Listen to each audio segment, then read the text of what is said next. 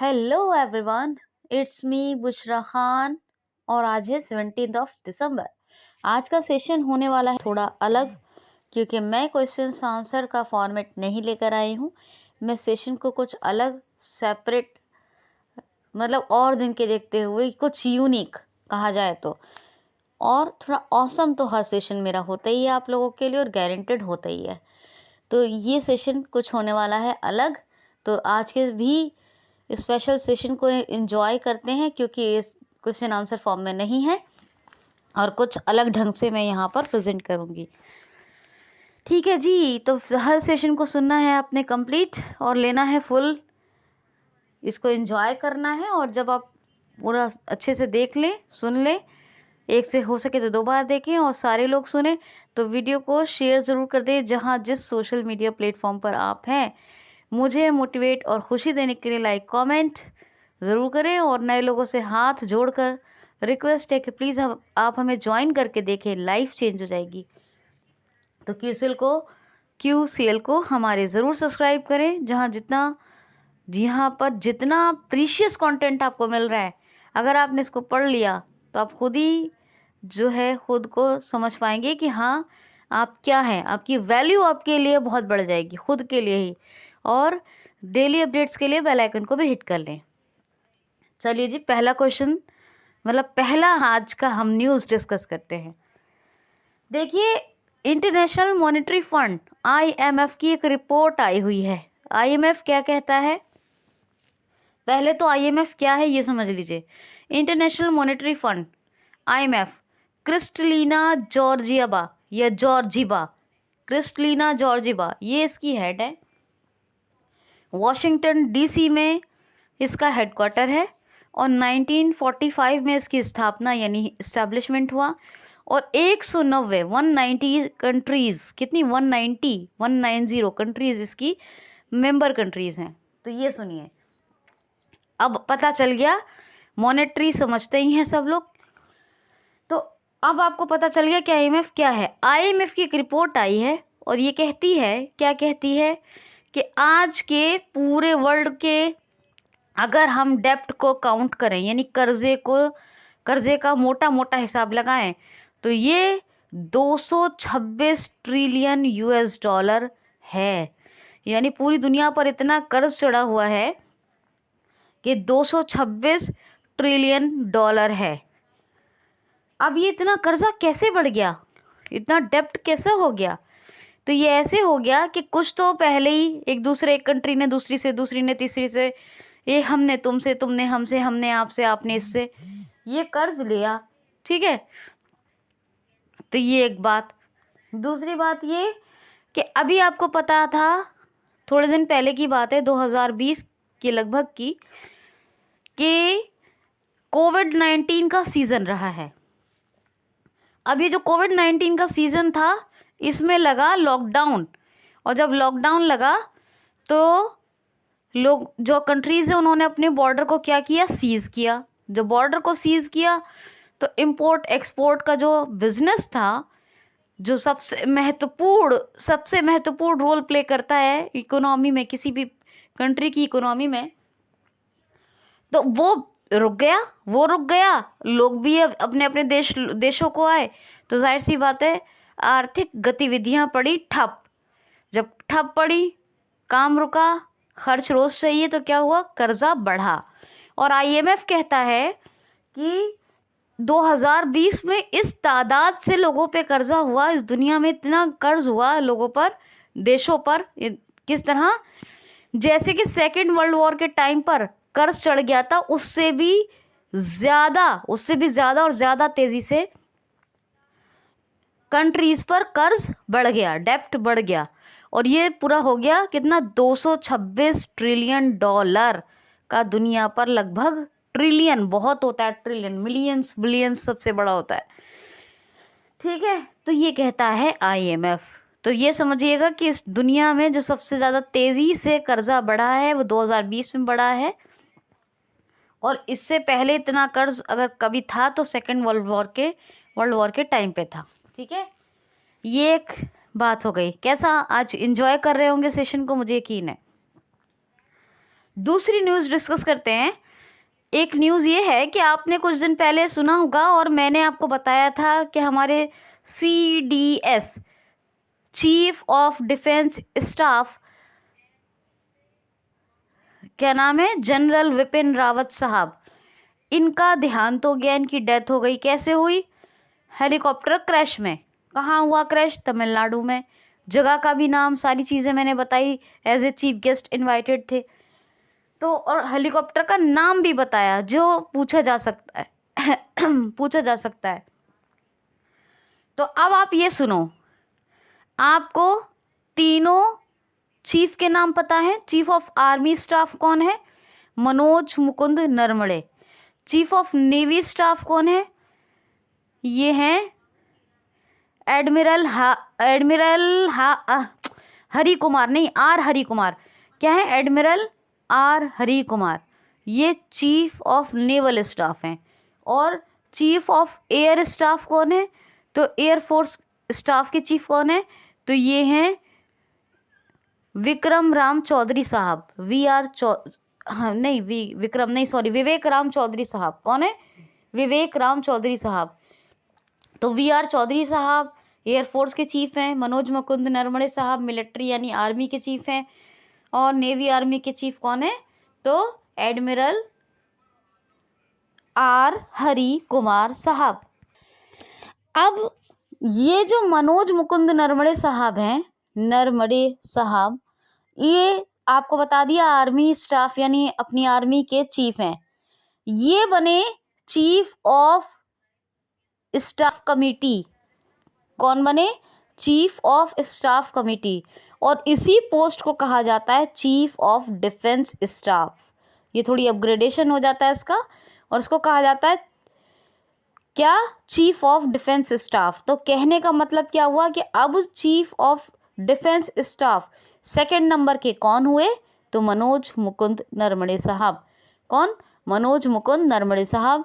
यानी कि ये आर्मी के भी चीफ हैं और second chief of defence staff भी यही हैं, मनोज मुकुंद नरवणे साहब। कैसा लगा आज का पैटर्न? सुनिए थर्ड न्यूज़। क्वेश्चन देखिए, अब न्यूज़ देखिए।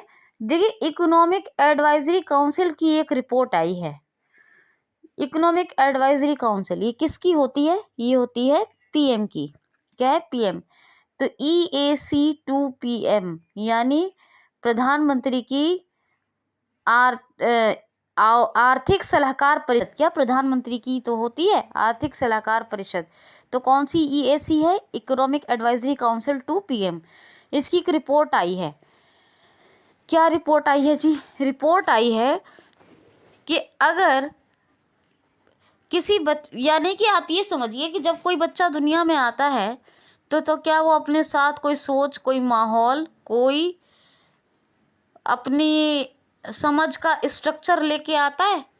बस चीज़ों को सीखता है और करता है, यही तो होता है। तो ये रिपोर्ट भी वही कहती है। ये कहती है, रिपोर्ट है कि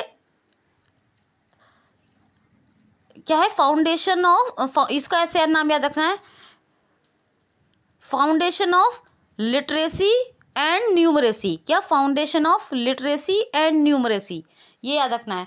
तो EAC2PM ने अभी foundation of literacy and numeracy नाम से एक रिपोर्ट जारी की है और उसमें कहा गया है कि किसी भी बच्चे के विकास के लिए ज़रूरी है कि उसके फाउंडेशन, मतलब उसका जो फाउंडेशन, उसका जो है, उसे बचपन ही से इस तरह के स्किल्स यानी उसको प्रतिभाएं और इस तरह की एजुकेशन दी जाए जिससे कि वो जब बड़ा हो तो बड़ा होते होते वो अपना विकास खुद अपने ढंग से कर सके और अपने लिए सोच सके। बिल्कुल सही बात है, क्योंकि उसे सुविधाएं भी चाहिए, अच्छी शिक्षा भी चाहिए, अच्छा वातावरण यानी एनवायरनमेंट भी चाहिए, तब जाके एक अच्छी सोच जन्म लेती है। और जब सोच जन्म लेती है तो प्रतिभाएं भी अपने आप कुछ ना कुछ आती हैं। तो ये कौन सी रिपोर्ट है? इस रिपोर्ट का नाम है, क्वेश्चन पूछा जाएगा, foundation of literacy and numeracy launched by economic advisory council to PM। अब एक क्वेश्चन और बनता है इससे कि इसको रेडी किसने किया है, इसको प्रिपेयर किसने किया है? तो it's prepared by institute of competitiveness. किसने तैयार किया है? इंस्टीट्यूट ऑफ कॉम्पिटिटिवनेस ने। ये दो क्वेश्चन और दोनों इंपॉर्टेंट। आज एक अलग ढंग से मैंने सेशन किया है, उम्मीद करती हूँ कि ये सेशन आपको बहुत पसंद आएगा।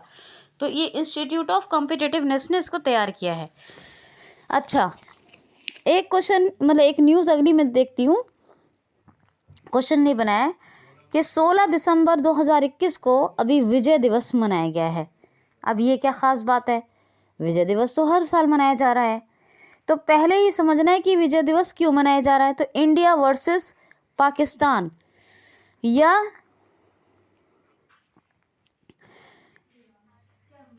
Violation of India and Pakistan जो हुआ था वो हुआ था 1971 में।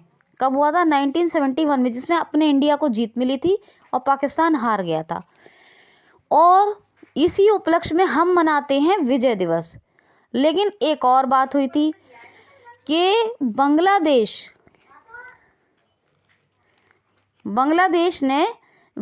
मनाता है हर बार 16 दिसंबर को क्या? विजय दिवस। क्या मनाता है? विजय। इनके ऐसे ही होता है, जैसे हम लोग AY प्रोनाउंस करते हैं, ये लोग O लगाते हैं हर चीज़ में। तो विजय दिवस ये मनाया जाता है हर साल 16 दिसंबर को। कौन मनाता है? बांग्लादेश। क्यों मनाता है? क्योंकि उसे पाकिस्तान से इंडिपेंडेंस मिल गई थी, खुद वो इंडिपेंडेंट हो गया था पाकिस्तान से, फ्री, यानी इसको एक तरह से कहें तो क्या बोलेंगे इसको, लिबर्टी मिल गई थी, आज़ादी मिल गई थी। तो इसी के लिए तो इस बार ये पूछा जा सकता है कि स्वर्णिम विजय दिवस कब मनाया गया है? तो 1971 से 2021 तक कितने साल हो गए? 50 साल। तो ये विजय दिवस ना होके क्या है? ये स्वर्णिम विजय दिवस। विजय दिवस और स्वर्णिम विजय दिवस कब मनाया गया है? 16 दिसंबर को। ये आपको याद रखना है। अच्छा, एक क्वेश्चन, ये न्यूज़ ये देखनी है आपको कि अभी इंडियाज़ वाटर इम्पैक्ट समिट हुई है। कौन सी? इंडियाज़ वाटर इम्पैक्ट समिट 2021 हुई है। कौन सी? नाम याद रखिएगा, पूछे जाता है हर कुछ। इंडियाज़ या इंडिया वाटर ये भी कह सकते हैं, वैसे है क्या? India's water impact summit, IWIS। ठीक है, तो ठीक है, आई है ये IWIS होगा या IWES होगा, ज़रा बताइएगा मुझे। खैर ठीक है, तो चलिए हम इतना देख लेते हैं, अभी पहले सुन लीजिए। तो खैर आपको तो इतना तो पता ही होगा, मुझे यकीन है कि छोटी छोटी जो मैं कंफ्यूजिंग क्वेश्चन पूछती हूँ उससे आपके कॉन्सेप्ट क्लियर होते होंगे। तो इंडियाज़ वाटर इम्पैक्ट समिट हुई है, और ये जो हुई है इसका यानी 6th एडिशन हुआ है। पूछा जाता है सबसे पहले, आजकल पूछा जाता है कि कौन सा एडिशन हुआ है, तो 2021 की जो इंडियाज़ वाटर इम्पैक्ट समिट हुई है, इसका कौन सा एडिशन था? ये एडिशन नंबर 6, ये याद रखना है आपको, कौन सा? छठा एडिशन।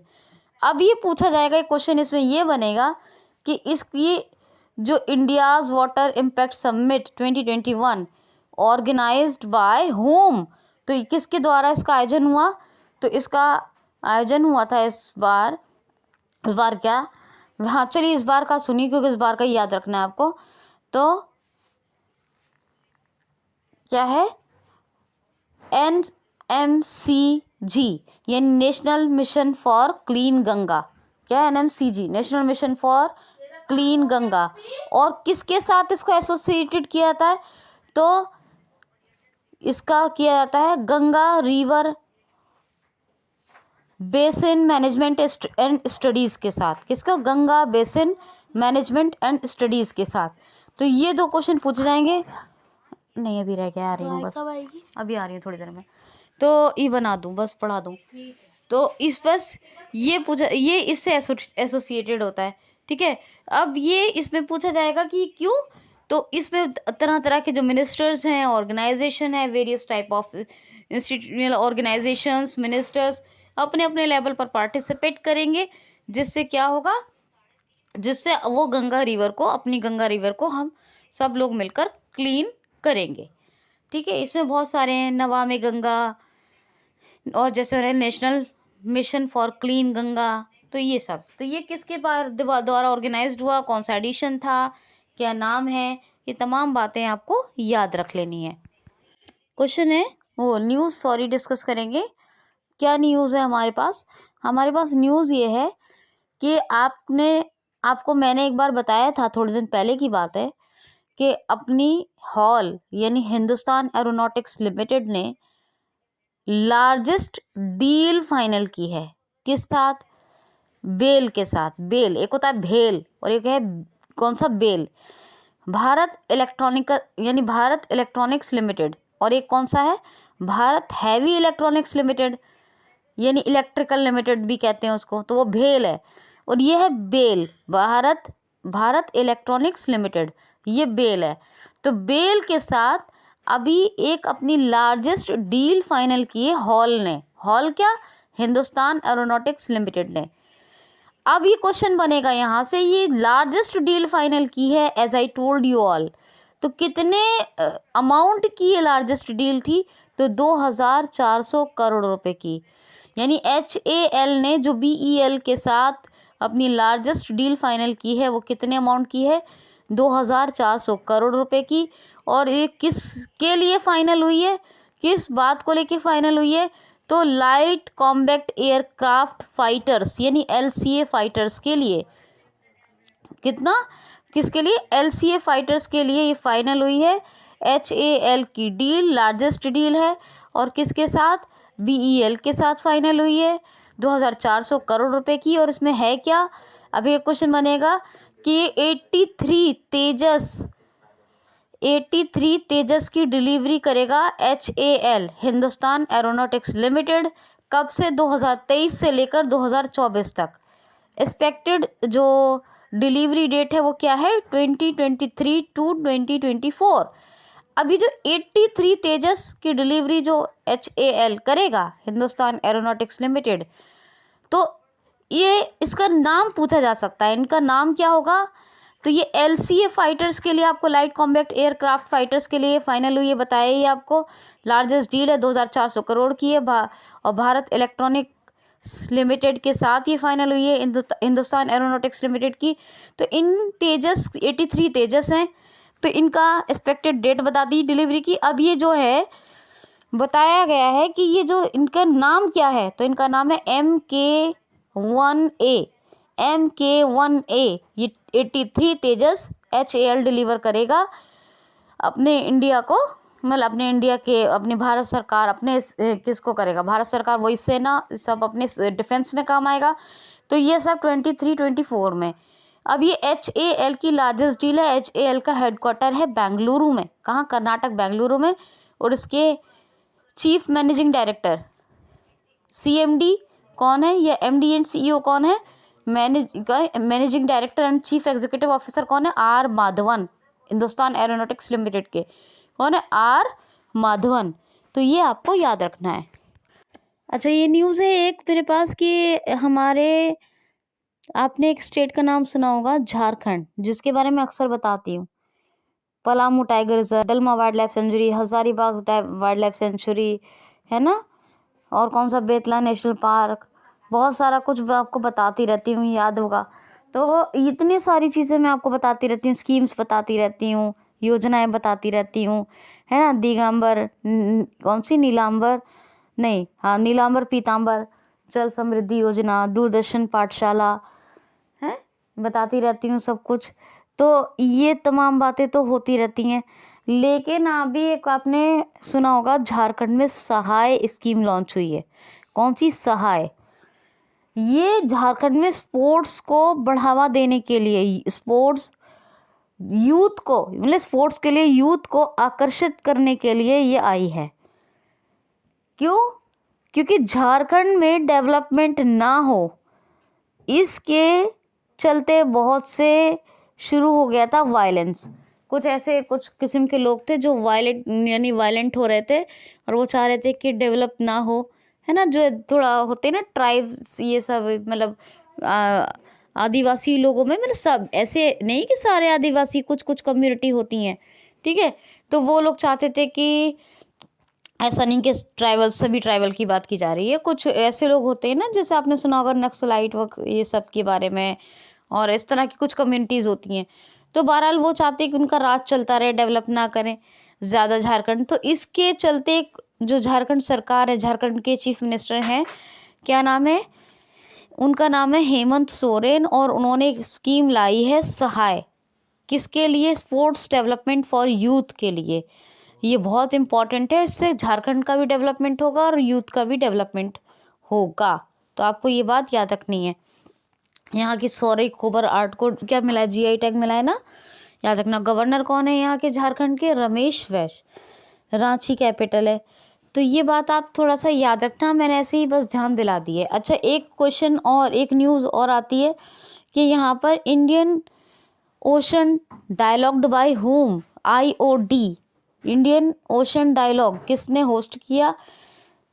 तो ये हमारे इंडिया के द्वारा ही होस्ट हुआ था। क्या इंडिया या इंडियन ओशन डायलॉग, क्या इंडियन ओशन डायलॉग, ये जो है अभी 2 तरह की काउंसिल्स ने इसमें पार्टिसिपेट किया था, याद रखना। एक तो किया था COWA, council of oceans and world council of ocean world affairs ने, एक तो इसने किया था, और एक किया था किसने, रिम, काउंसिल ऑफ रिम ने, यानी ocean, council of ocean rim ने, रिम का तो सभी जानते होंगे। तो इस जो है ये इयोरा, इंडियन ओशन रिम एसोसिएशन, इयोरा के द्वारा इसको ऑर्गेनाइज्ड किया गया था। और इयोरा का headquarter, Indian Ocean Rim Association का हेडक्वार्टर कहाँ है, मॉरिशस में है। मॉरिशस के बारे में तो पता ही है, मैं बताती रहती हूँ। पोर्ट लुइस की कैपिटल है, मॉरिशियन रूपी ये करेंसी है ना। तो मॉरिशस में इसका हेडक्वार्टर है। और ये इयोरा यानी इंडियन ओशन रिम एसोसिएशन, तो काउंसिल फॉर रिम यानी काउंसिल फॉर ओशन रिम और council of ocean world affairs, in 2 councils ने इसमें पार्टिसिपेट किया था। और जो है ये इंडिया के ही द्वारा होस्ट करवाया गया था, और इसका नाम था IOD। एक क्वेश्चन अब यहाँ से बनता है कि इसका कौन सा एडिशन ये अभी हुआ था, इंडियाज ओशन या इंडियन ओशन डायलॉग का कौन सा एडिशन होस्ट हुआ था जो इंडिया ने किया है? तो 8 एडिशन था, 8वें नंबर का कौन सा एडिशन था, 8th एडिशन था। ये क्वेश्चन बनता है। और किन किन काउंसिल्स ने पार्टिसिपेट किया, ये भी एक क्वेश्चन बनता है जो मैंने आपको बता दिया। और इसकी थीम बहुत लंबी है, आपको याद ये रखना है कि पोस्ट पेंडेमिक से शुरू होती है। स्टार्ट कहाँ से होगी, पोस्ट पेंडेमिक, और for development of health, education, trade, है ना, एंड टेक्नोलॉजी, ये चारों क्षेत्रों में विकास के लिए ये एक डायलॉग, बातचीत का होस्ट किया गया था, जिसमें तमाम काउंसिल्स ने और तमाम इयोरा ने अपने इंडिया के द्वारा होस्ट करवाया गया था। Indian Ocean dialogue 8th addition था, ये याद रखना। तो ये कुछ अलग टाइप का मैंने सेशन बनाया 17 दिसंबर का, कितना आपको पसंद आया ज़रूर बताएं। तो 17 दिसंबर का सेशन एंजॉय किया, लाइक शेयर कमेंट सब्सक्राइब ज़रूर करें। कल फिर से मिलते हैं। Thanks for watching.